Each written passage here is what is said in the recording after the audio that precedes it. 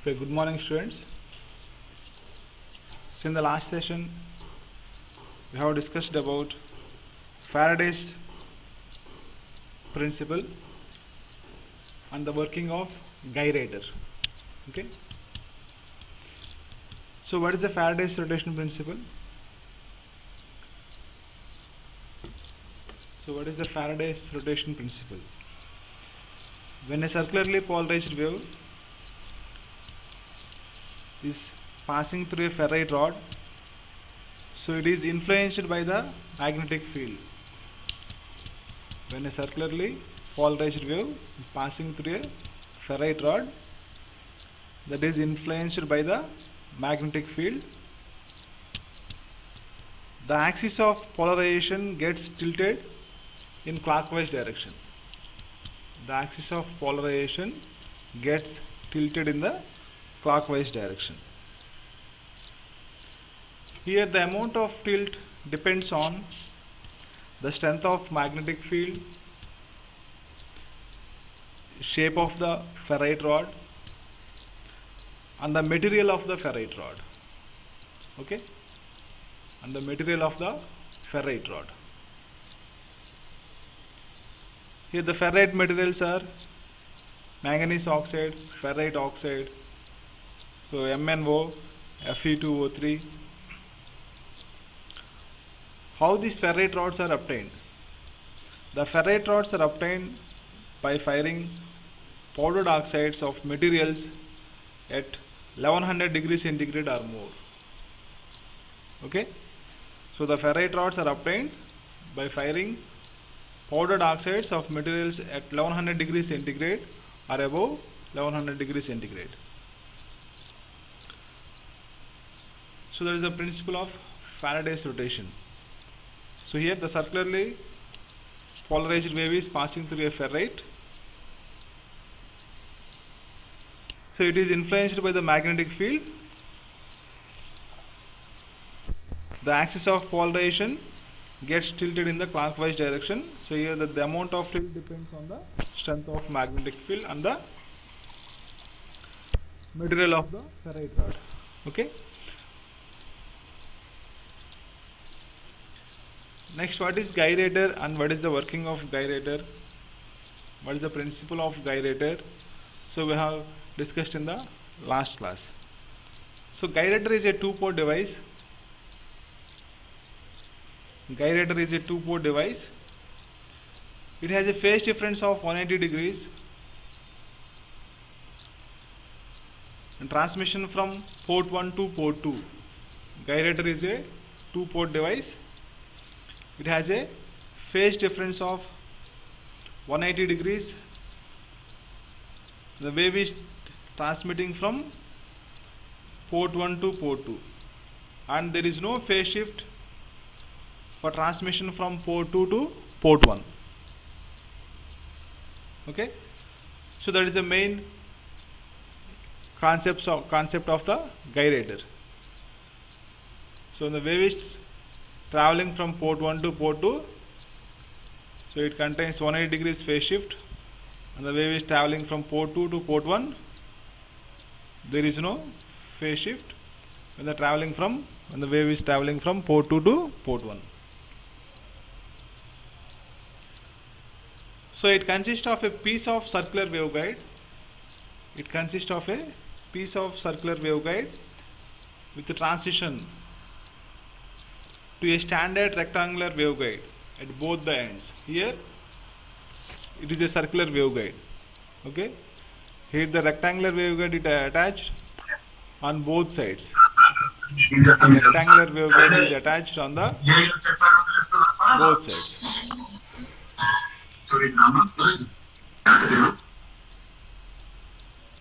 So gyrator consists of a piece of circular waveguide and a standard rectangular waveguide at both ends. Here a thin circular ferrite rod is located inside the circular waveguide. A thin ferrite rod is located inside the circular waveguide. Okay, see here. So it is the ferrite rod. The A ferrite rod is located inside the circular waveguide, and the waveguide is surrounded by a permanent magnetic field. Permanent magnetic. So which generates a DC magnetic field for proper operation of the ferrite. And this ferrite rod is tapped at both the ends to reduce the attenuation. So this ferrite rod is tapped at both ends to reduce the attenuation. Okay. So that is about the gyrator.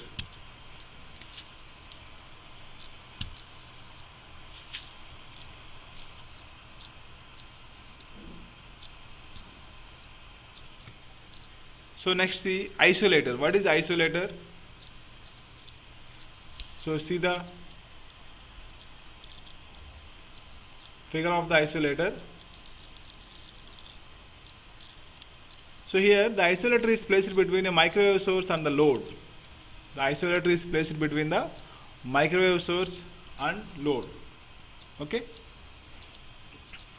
An isolator is a two-port device which provides a very small amount of attenuation.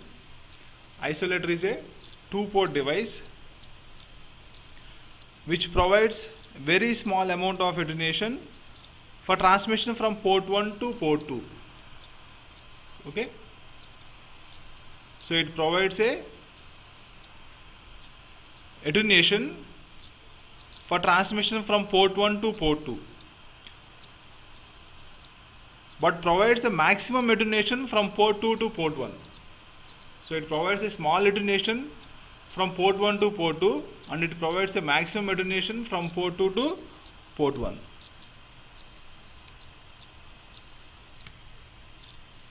Here the isolator is inserted between the source and load. Isolator is inserted between the source and load. Okay. The source is coupled to the load with zero attenuation. Here the source is coupled to the load with zero attenuation. If any reflections from the load are completely absorbed by the isolator, hence the generator appears to be matched from all loads in the presence of isolator. Right? So isolator is a two-port device which provides very small amount of attenuation for transmission from port 1 to port 2, so but provides maximum attenuation from port 2 to port 1.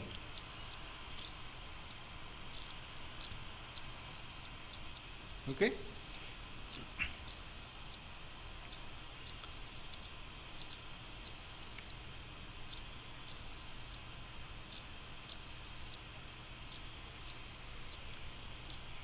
So the isolator, see here. So this is the circuit, it is the figure of isolator.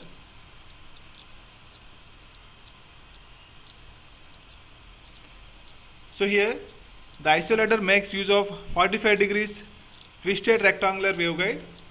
The 45 degrees twisted rectangular waveguide and 45 degrees with Faraday rotation.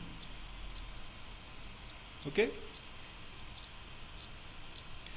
And the resistive card is placed along the larger dimension of the rectangular waveguide. The resistive card, see here it is the resistive card. The resistive card is placed along the larger dimension of the rectangular waveguide to absorb the wave whose plane of polarization is parallel to the plane of resistive card. The resistive card does not absorb any wave whose plane of polarization is perpendicular to its own plane. Right? Here it consists of a circular waveguide and the rectangular waveguide is attached at the both ends, this side and this side. And the resistive card is placed along the broader dimension of the waveguide, rectangular waveguide. Okay. So here we have 45 degrees phase shift here, and again 45 degrees phase shift here, right?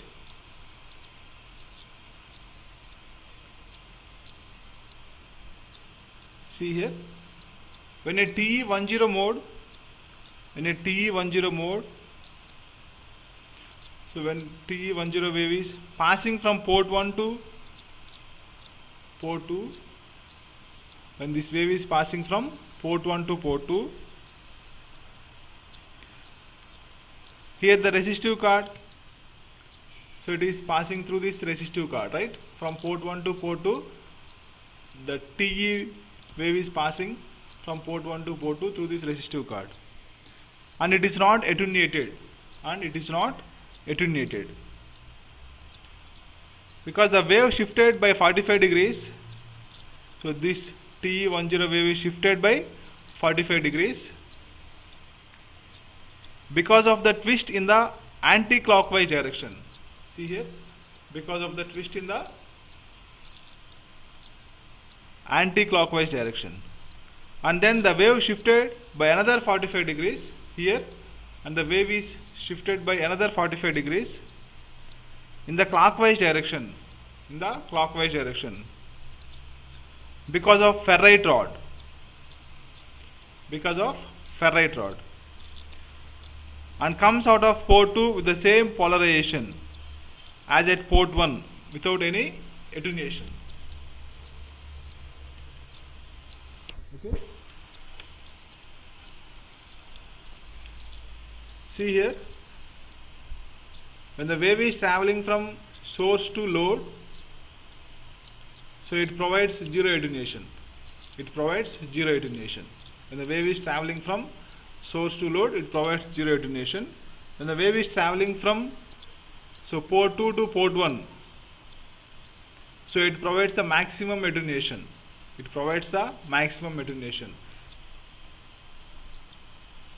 If this impedance, if the source impedance does not match with the load impedance,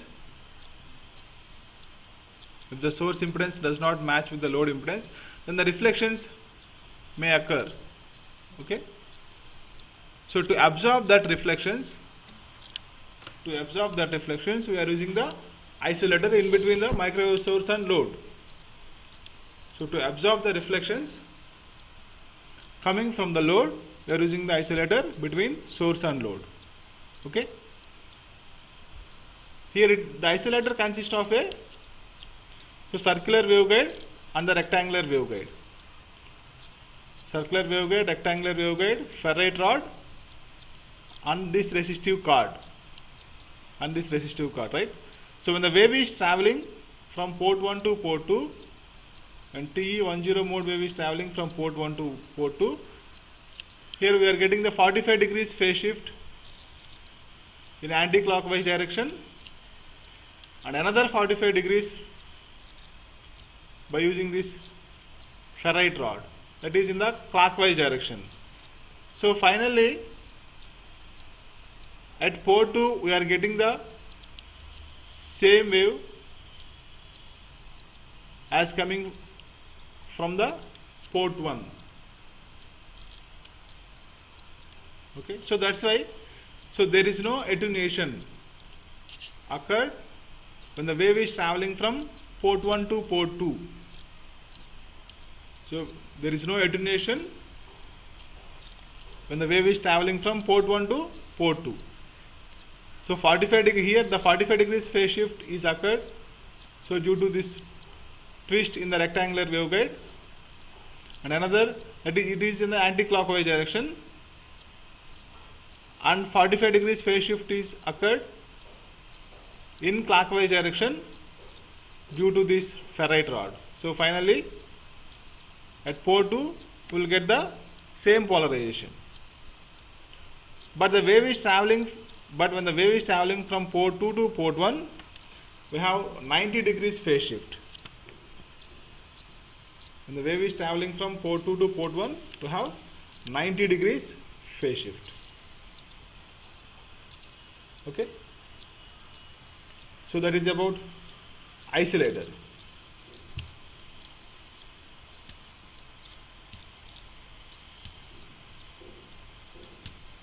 Okay. Next we will see what is circulator. Circulator.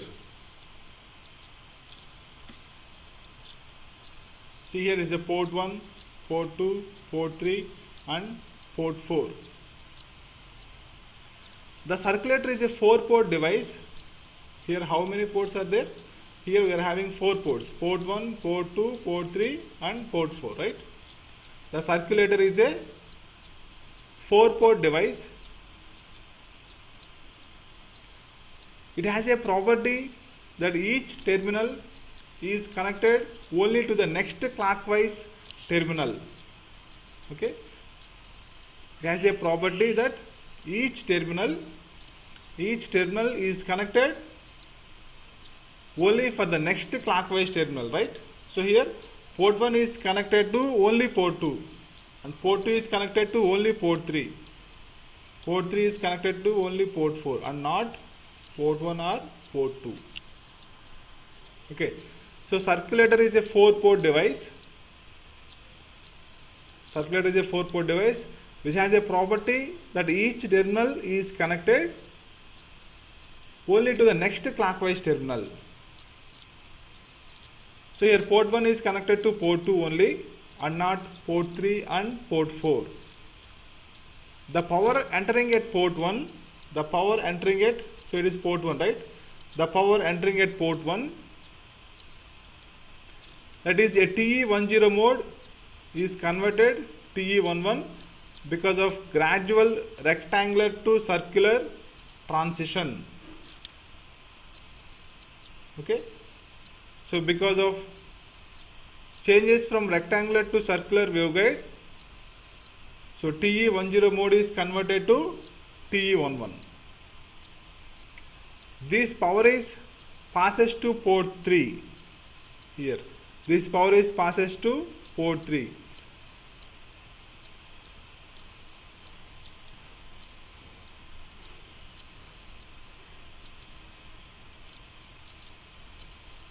And it is connected to port 4. Okay. So circulator, right? As the name implies, circulator. So port 1 is connected to port 2, 2 is connected to 3 and port 3 is connected to port 4. Here we are getting the 45 degrees phase shift here. So TE10 mode is converted into TE11.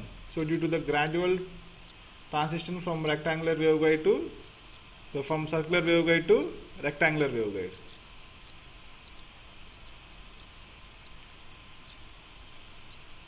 Okay. When it comes to applications of circulator, so this can be used in parametric amplifiers, tunnel diodes, radar applications, low power amplifiers. Okay. So the applications of circulator are parametric amplifiers, tunnel diodes, radar applications. Okay. So they are the applications of circulator.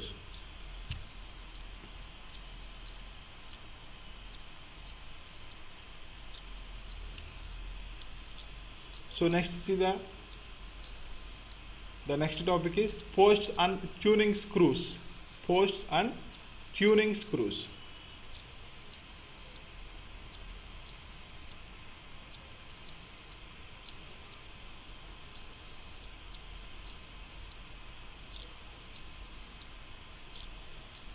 So what is post? We will see what is post and what is the tuning screws.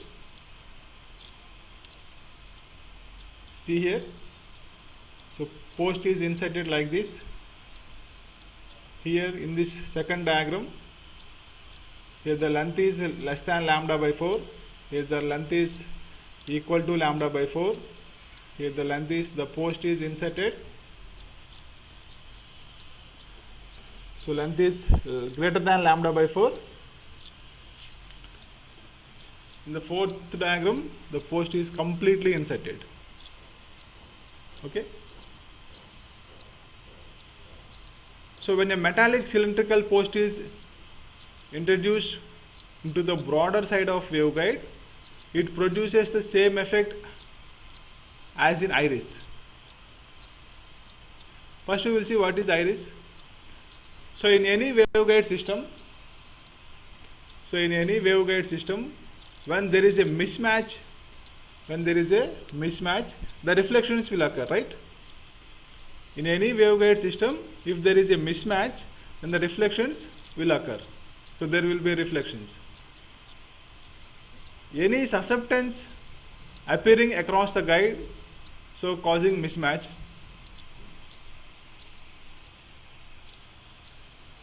Okay. So due to the susceptance, the mismatching occurs in a waveguide system. So due to the susceptance, the mismatching occurs in a waveguide system. So we need to cancel that susceptance by introducing another susceptance of same magnitude but of opposite in nature, but of opposite polarity, right? So due to the susceptance, so we are having the reflections, due to susceptance occurred in waveguide. So we need to cancel that susceptance by introducing another susceptance of same magnitude but of opposite polarity. Okay. So if you add another susceptance with opposite polarity and same magnitude, then that susceptance will cancel. So then the reflections will avoid the reflections, right? So there are 4 types of iris or windows based on the requirement of the waveguide. So these are inductive iris, capacitive iris, parallel resonant circuit, series resonant circuit. Okay. So to avoid the reflections, the importance of this iris, so post and tuning screws, is to avoid the reflections. The main concept of this main concept of this topic is to avoid the reflections. We are adding susceptance with opposite polarity and with the same magnitude, right?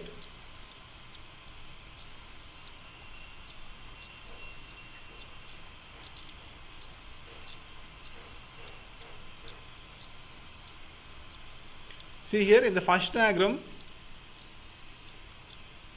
here the post extends only a short distance, that is lambda by 4, right? So in this first diagram, the post extends only a short distance, right? So that is less than lambda by 4. So into the waveguide. So here the post extends into the waveguide, inserted into the waveguide for less than lambda by 4 distance. So it behaves capacitively, right? If the post extends or inserted into the waveguide less than lambda by 4,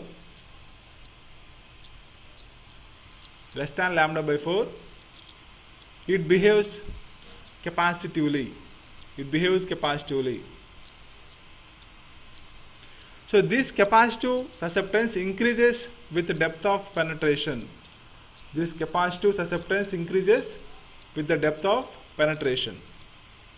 In the next diagram,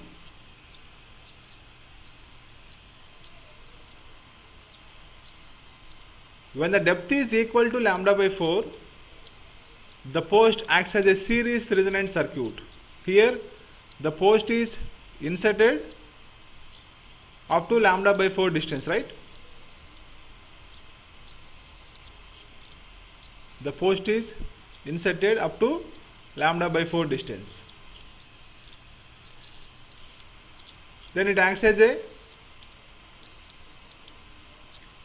so the post behaves actually series resonant circuit.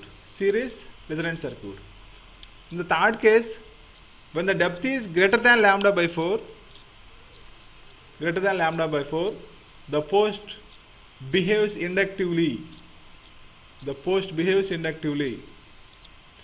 And this inductive susceptance decreases when the post is moved further from the center of waveguide. Here the inductive susceptance decreases when the post is moved further from the center of the waveguide, right? When the post is moved from the center of the waveguide, the inductive susceptance decreases. In the fourth case,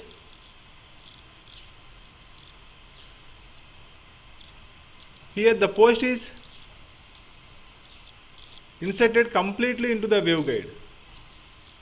So when the post is extended completely across the waveguide, so it becomes inductive.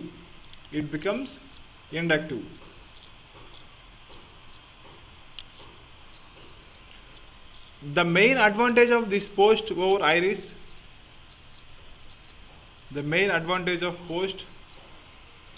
so the previous one, these are readily adjustable, right? So these are readily adjustable, so we can adjust. So in the first case, it is inserted up to less than lambda by 4. In the second case, it is inserted up to lambda by 4. In the third case, it is greater than lambda by 4. In the fourth case, the post is completely inserted across the waveguide, right? So the main advantage of post and tuning screws. So these are readily adjustable. So we can adjust this post and tuning screws. So almost posts are equal to these tuning screws, but here we are having a flexibility to adjust these screws.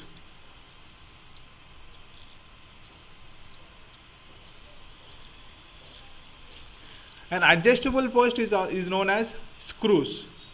So almost both are same. An adjustable post is known as screws. Okay.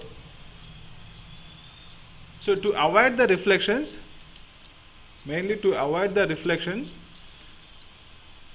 occurred in the waveguide, we are using the posts and tuning screws. So by adding the equal and opposite susceptance, so due to the susceptance, the reflections occurred in the waveguide. So by adding another susceptance with the same magnitude and opposite polarity, we can cancel the susceptance, right? So the reflections will be minimized. So that is the advantage of, that is the concept of posts and tuning screws. Okay.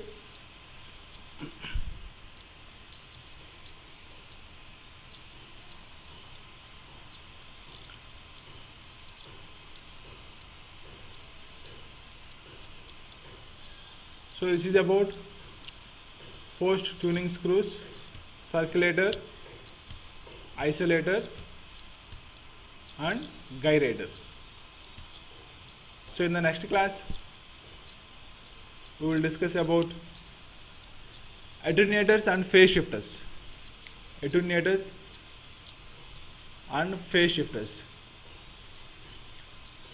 So waveguide attenuator, in the waveguide attenuators we have two types: fixed attenuators and variable attenuators. So similarly, phase shifters have different types of phase shifters. Okay, and we will discuss the directional coupler parameters. So we have different directional coupler parameters, that is coupling factor, directivity, isolation, return loss, right? So coupling factor is C equal to 10 log 10 Pi by Pf. Directivity is B equal to 10 log 10 PF by PB, and isolation is 10 log 10 Pi by PB, and return loss is 10 log 10 Pi by PR. So all these directional coupler parameters and waveguide attenuators and phase shifters, so we will discuss in the next class. So with this I am going to stop the presentation. If you have any doubts, you can ask me. Thank you.